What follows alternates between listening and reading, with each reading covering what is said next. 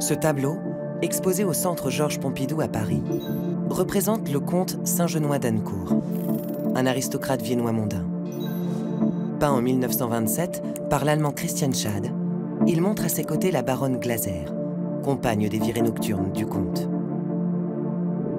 Un seul personnage n'a pas été identifié par l'artiste. Cette silhouette, en robe transparente, qui attire tous les regards. Sa large stature, son maquillage outrancier, et sous la poudre, l'ombre d'une moustache, suggère qu'il est un homme vêtu en femme. Qui est-il? Sur la piste de ce mystérieux personnage, nous avons analysé des centaines d'archives sur Internet. Notre enquête nous plonge dans les folles nuits du Berlin des années 20, théâtre d'une révolution morale et sexuelle, brutalement interrompue par l'arrivée des nazis au pouvoir.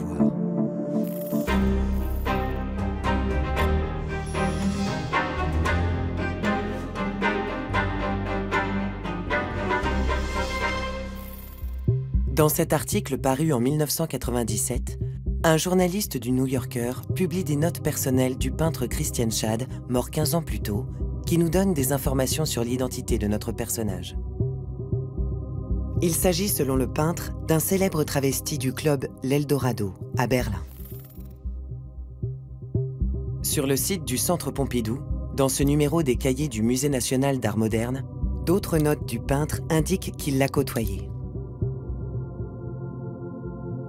J'ai donc représenté un homme, un travesti berlinois avec lequel je me suis trouvé assis dos à dos, un soir, dans une loge de théâtre. Nous cherchons à en savoir plus sur cette personnalité de l'entre-deux-guerres à Berlin. Au lendemain de la Première Guerre mondiale, le réveil de l'Allemagne vaincue est douloureux. L'hyperinflation et le chômage explosent. La population a besoin de se divertir. Berlin devient la capitale de tous les excès. Les peintres de l'époque documentent cette effervescence des lieux de fête. L'artiste Schad dépeint quant à lui l'érotisme de ces années folles. Ce triptyque, réalisé par Otto Dix, sur lequel les danseurs s'enivrent au milieu des estropiés de guerre et des prostituées, montre l'atmosphère du Berlin des années 20. Dans son autobiographie, parue en 1943, l'écrivain Stefan Zweig décrit l'ambiance qui règne alors dans la capitale. Même Rome n'a pas connu des orgies comparables au bal travesti de Berlin, où des centaines d'hommes en vêtements de femmes et de femmes en habits d'hommes dansaient sous les regards bienveillants de la police. Sur les traces de l'inconnu de ce tableau, nous cherchons à en savoir plus sur ce qu'on appelle alors les bals de travestis. Nous trouvons en ligne un guide touristique, à travers le Berlin du vice, paru en 1931. Le peintre Schad en est même l'un des illustrateurs.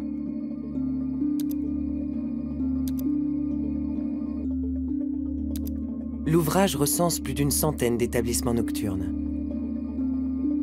parmi lesquels l'Eldorado, le bar que fréquente le personnage peint par Schad.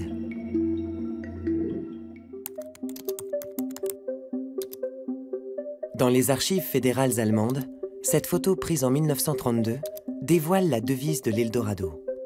Ici, tout est permis. Ce cabaret est un lieu incontournable des nuits berlinoises, où l'élite culturelle vient s'encanailler.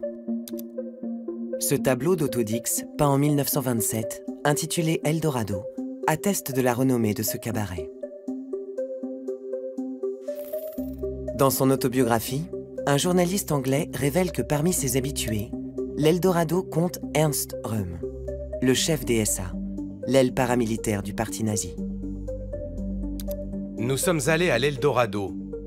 L'une de ses filles commença à bavarder avec Röhm d'une fête assez amusante à laquelle ils avaient participé ensemble. Mais la liberté de ces personnes travesties s'acquiert dans un contexte légal répressif en Allemagne. En cause, la confusion entre le travestissement et l'homosexualité. Cette dernière étant interdite par le code pénal allemand. Les actes sexuels contre nature qui sont perpétrés, que ce soit entre personnes de sexe masculin ou entre hommes et animaux, sont passibles de prison. Dans ce numéro du magazine français Voilà, nous découvrons un des plus fervents adversaires de cette loi répressive, le médecin allemand Magnus Hirschfeld. Dans son Institut des sciences sexuelles, Hirschfeld œuvre pour une plus grande tolérance à l'égard des minorités. Il étudie le travestissement et invente le terme de transvestisme, qui désigne à la fois les personnes travesties et transgenres. Magnus Hirschfeld se bat pour leur reconnaître un statut. Depuis 1909, il a obtenu que la police locale leur délivre des permis de travestissement sur présentation d'un certificat médical. Pour préserver son bien-être psychique et sa capacité de travail, le patient a donc besoin de pouvoir porter les vêtements qui correspondent à sa nature. C'est dans ce contexte de relative tolérance des autorités que naît en 1921 le premier hymne queer, entonné ici avec joie et entrain.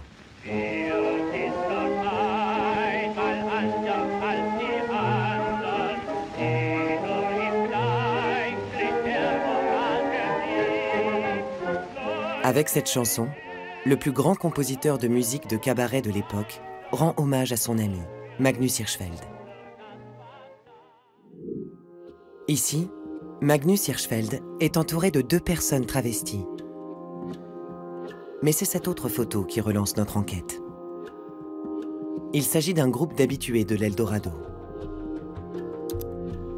Ce personnage de dos, avec sa chevelure brune et son nez aquilin, ressemble à celui de la peinture de Chad.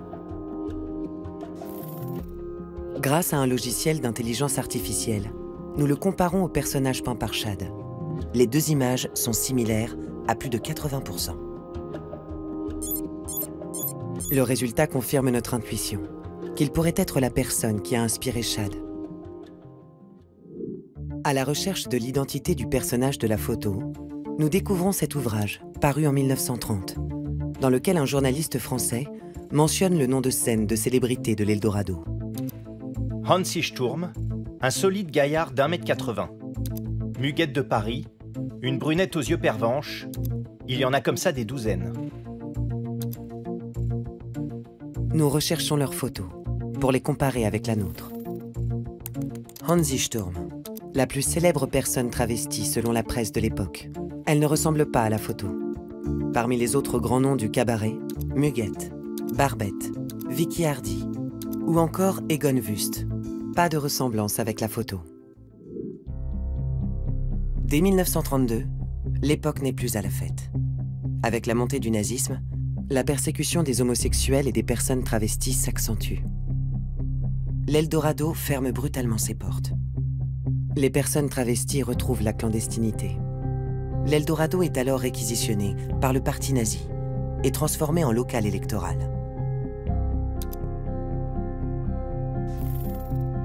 En 1936, une note secrète du Troisième Reich s'alarme du danger de l'homosexualité pour la jeunesse. 100 000 hommes suspectés d'être homosexuels sont fichés par les nazis, parmi lesquels certaines personnes travesties. En quête de l'identité du personnage peint par Chad, nous trouvons une nouvelle piste dans ces fichiers compilés par la police berlinoise. Un nom associé à l'Eldorado. Oscar Gadus, dit aussi, qui se travestit depuis 1925. Il est employé comme hôtesse à l'Eldorado. Il déclare « J'apprécie les vêtements de femmes et j'adore les porter, mais cela ne veut pas dire que je suis homosexuel. » Son dossier nous apprend qu'il est très proche d'un certain Botto Freiherr von Gamp. Selon ce bottin des célébrités, il est un peintre en vue, ami de l'impressionniste français Matisse. Oscar Gadus gravite autour des artistes de l'époque. Serait-il le personnage de l'Eldorado que nous recherchons? En 1935, Oscar Gadus passe 4 mois au camp de concentration de Lichtenburg, avant d'être libéré. Il est à nouveau arrêté en 1937, puis placé en détention provisoire. Il est retrouvé mort, pendu dans sa cellule de Plötzensee. Il n'existe aucune photo d'Oscar Gadus, ce qui ne nous permet pas de confirmer qu'il s'agit du personnage travesti du tableau. Son identité reste donc un mystère. Quant aux autres figures de l'Eldorado, certaines ont également connu une fin tragique, et nous perdons la trace de la plupart d'entre elles après-guerre. Entre 5 000 et 15 000 Allemands suspectés d'homosexualité sont envoyés en camp de concentration, où la majorité périt. Depuis 1932, l'Eldorado n'a jamais rouvert. Du célèbre cabaret des années folles, il ne reste que le nom, qui trône au-dessus d'un supermarché bio, sans référence aux personnes travesties qui firent sa gloire.